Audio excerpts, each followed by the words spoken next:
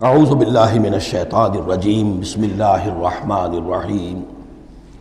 ہم اللہ کے نام سے سورہ مومنون کا ترجمہ شروع کر رہے ہیں اور یہیں سے 18واں پارہ بھی شروع ہو رہا ہے، اور یہ سورہ مومنون ان 14 صورتوں میں اب آخری صورت ہے کہ جو قرآن حکیم میں حجم کے اعتبار سے مکی صورتوں کا سب سے بڑا گلدستہ ہے۔ ابھی جو 11 آیات میں نے اس کی تلاوت کی ہیں، ان پر ہمارا اس منتخب نصاب کا مطالعہ قرآن حکیم کے منتخب نصاب کے تیسرے حصے کا پہلا درس مشتمل ہے۔ سورہ حج کا جو آخری رکوع تھا اس پر چوتھے حصے کا پہلا درس مشتمل ہے۔ اس کے نکات پھر ذہن میں تازہ کر لیجئے کہ سب سے پہلی بات توحید کا خلاصہ اور لب لباب یہ کہ اللہ ہی مقصود حقیقی، مطلوب اصلی، محبوب حقیقی بن جائے۔ پھر رسالت کہ حضور صلی اللہ علیہ وسلم کے دور تک یہ 2 لنکس پر مشتمل رہی ہے، ایک رسول ملک، ایک رسول بشر، لیکن اب یہ ایک تیسرے لنک کے طور پر امت مسلمہ، امت محمد صلی اللہ علیہ وسلم مستقل طور پر اس رسالت کی زنجیر میں، سنہری زنجیر میں، سلسلۃ الذہب میں اس کو ٹانک لیا گیا ہے، اس کو شامل کر لیا گیا ہے۔ یہی وجہ ہے کہ دیکھیے لفظ آیا تھا ان اللہ یصطفی، اللہ یصطفی من الملائکۃ رسلا ومن الناس، اور امت کے لیے آیا هو اجتباکم۔ استفاء اور اجتباء یہ بڑے قریب کے الفاظ ہیں، چنانچہ یہ دونوں الفاظ حضور کے لیے مستعمل ہیں، محمد مصطفیٰ، احمد مجتبیٰ۔ تو یہ اجتباء کا لفظ آیا امت کے لیے، هو اجتباکم۔ تیسری بات یہ نوٹ کرنے کے قابل ہے جو میں نے صبح بھی کہا تھا کہ سورہ بقرہ کی آیت اور یہ آیت جس پر کہ یہ یہاں پر جو شہادت والی آیت آئی ہے، صرف یہ کہ ترتیب کا فرق ہے۔ بالکل یہی نسبت سورہ نساء اور سورہ مائدہ کی ان 2 آیتوں میں تھی۔ یا ایھا الذین آمنوا کونوا قوامین بالقسط شہداء للہ، یہ سورہ نساء میں، یا ایھا الذین آمنوا کونوا قوامین للہ شہداء بالقسط، یہ سورہ مائدہ میں۔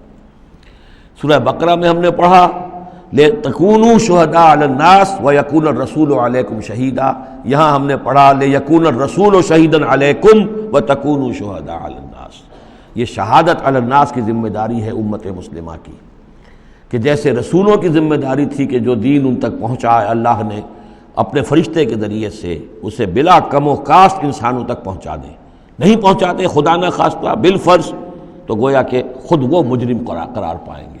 فَلَنَسْأَلَنَّ الَّذِينَ أُرْسِلَ إِلَيْهِمْ وَلَنَسْأَلَنَّ الْمُرْسَلِينَ، یہ سورہ اعراف کی آیت نمبر 6 ہم پڑھ چکے ہیں۔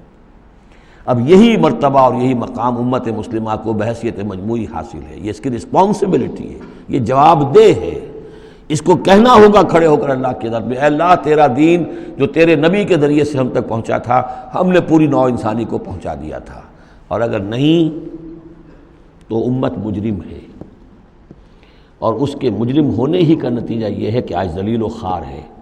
ضربت علیہم الذلۃ والمسکنۃ وباءوا بغضب من اللہ، اس لیے کہ جو اجتماعی عذاب ہے وہ دنیا میں آتا ہے، آخرت میں انڈیویجول ہوگا۔ تم نے کیا کیا؟ میں اگر یہ کہہ سکوں اے اللہ میں نے اپنی پوری زندگی اسی کام میں لگا دی تھی، میں نے کوئی جائیداد نہیں بنائی، میں نے کوئی دنیا نہیں بنائی، میرے پاس جو بھی تو نے توانائی دی تھی، جو صلاحیت دی تھی، میں نے اسی کام میں لگائی ہے، میں سرخرو ہو جاؤں گا اللہ کے۔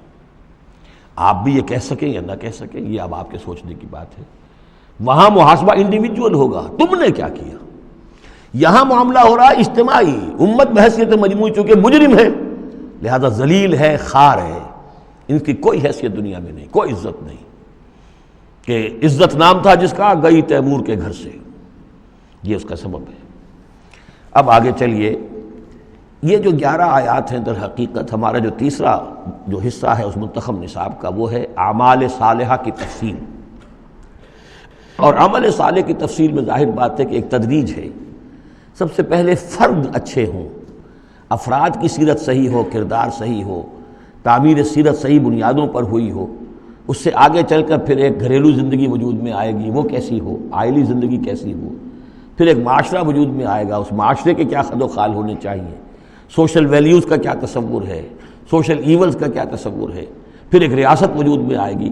تو تدریجاً بہت سے مقامات جو ہیں قرآن مجید کے وہ اس تیسرے حصے میں منتخب نصاب کے شامل ہیں، لیکن پہلا درس یہ ہے اس لیے کہ تعمیر سیرت کی جو بنیادیں ہیں، اساسات ہیں، جیسے ایک مکان ہے آپ کو بنانا ہے، پہلے آپ اس کی فاؤنڈیشن تیار کرتے ہیں، تو ایک بندہ مومن کی شخصیت کی جو پوری ایک تعمیر کرنی ہے، اس کا جو پورا حیولہ وجود میں آئے گا، وہ تو ہم بعد میں دیکھیں گے۔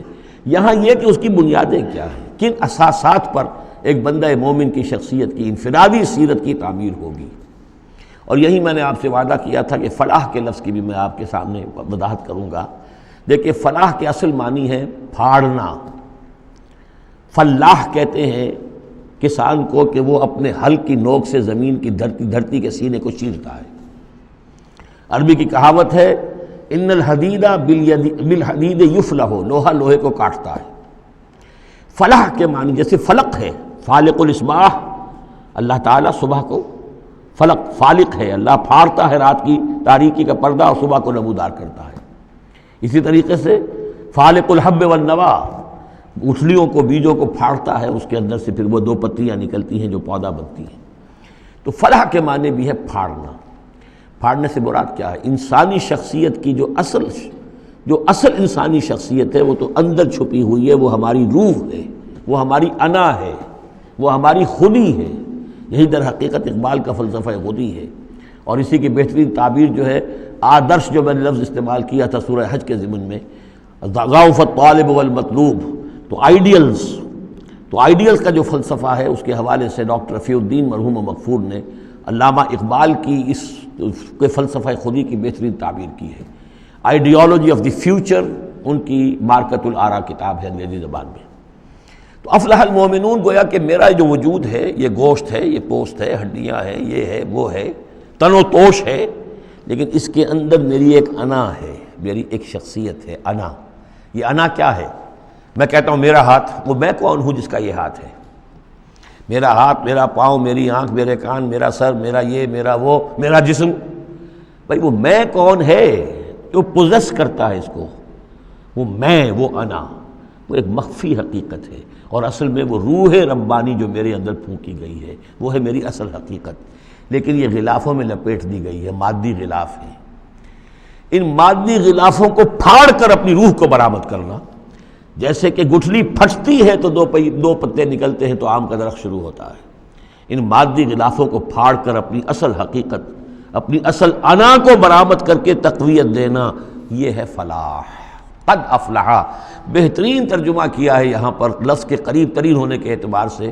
میرے سامنے اس وقت یہ ہے حضرت شیخ الہند رحمۃ اللہ علیہ کا، اور شیخ الہند رحمۃ اللہ علیہ مولانا محمود الحسن صاحب کا کہنا یہ ہے کہ میں نے تو موضح القرآن میں جو ترجمہ شاہ عبد القادر دہلوی رحمۃ اللہ علیہ کا تھا وہی اختیار کیا ہے۔ کام نکال لے گئے اہل ایمان، قد افلح المومنون، کام نکال لے گئے اہل ایمان۔ جیسے کہ خزانہ ہو، خزانہ کھودیں گے تو نکالیں گے نا، تمہارے اندر ایک خزانہ ہے، دم چیست پیامیست، شنیدی نہ شنیدی، در خاک تو یک جلوہ آمیخت ندیدی، دیدن دیگر آمیز، شنیدن دیگر آمیز۔ تمہارے اندر نور بھی ہے نور تجلی بھی اسی خاک میں پنہا، غافل تو نرا صاحب ادراک نہیں ہے۔ تم حیوان ہی حیوان نہیں ہو، اس میں روح ملکوتی بھی ہے، لیکن تمہاری ساری توجہ اسی حیوانی وجود پر ہے۔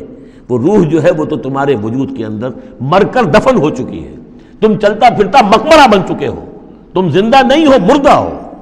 اور جس کی روح جاگ جائے گویا کہ وہ زندہ ہوتا ہے، پھر اس کو زندگی ملتی ہے۔ فَلَنُحْيِيَنَّهُ حَيَاةً طَيِّبَةً۔ یہ ابو جہل مردہ تھا، یہ زندہ نہیں تھا، یہ اندھا تھا، دیکھ نہیں رہا تھا، یہ بہرا تھا، سنتا نہیں تھا۔ یہ جو حقائق ہے اس کو سمجھ لیجئے، اپنے وجود، اپنی اصل شخصیت، اپنی انا، اپنی خودی، اپنے سیلف، اس کی development of the self, development of the character, انسانی شخصیت کے لیے یہ ہے قد افلح، کھود نکالنا، خزانہ کھود نکالنا۔ ایک ہندی کا دوہا ہے بڑا پیارا، بھوکا کوئی نہیں، بھیک تو وہ خود شاعر ہیں، بھیکا بھوکا کوئی نہیں، سب کی گٹھڑی لال۔ ہر ایک کی گٹھڑی کے اندر ایک لال بندھا ہوا ہے، وہ گٹھڑی جو ہے اس کے اندر ہے، بھوکا کوئی نہیں ہے، مال تو ہے اس کے پاس۔ گرہ کھول جانے نہیں اس بد بے کنگال، اس گٹھڑی کی گرہ نہیں کھولنی آتی۔ ستمست گر ہوست کشت کے بے سیر سرد و سمندرا، تجھے غنچہ کم نہ دمیدئی در دل کشا بچمن درا. تم اپنی شخصیت کا جو چمن ہے تمہارے اپنے اندر جو اللہ تعالیٰ نے رکھا ہوا ہے، وفی انفسکم افلا تبصرون، تو اس سے غافل رہتے ہو. Man in his ignorance identifies himself with the material sheaths which encompass his real self. انسان اپنی جہالت میں اپنے ان مادی غلافوں ہی کو سمجھ بیٹھتا ہے یہ میں ہوں. یہ تو کچھ بھی نہیں ہے، مادی غلاف ان کی کوئی حیثیت نہیں ہے. تم کچھ اور ہو جو اس کے اندر ہو، لیکن بشرطے کہ تم اپنے آپ کو پہچان لو. من عرف نفسہ فقد عرف ربہ ولا تکونوا کالذین نسوا اللہ فانساہم انفسہم. ان لوگوں کے مانند نہ ہو جاؤ جنہوں نے اللہ کو بھلا دیا تو اللہ نے انہیں اپنے آپ سے غافل کر دیا. یہ ہے فلاح کی اصل حقیقت. اپنی شخصیتوں کے اندر سے، اپنے اس وجود میں سے، اس تن و تیش میں سے اپنی اصل معنوی شخصیت کو نکالو اور ڈیولپ کرو. صدق اللہ العظیم.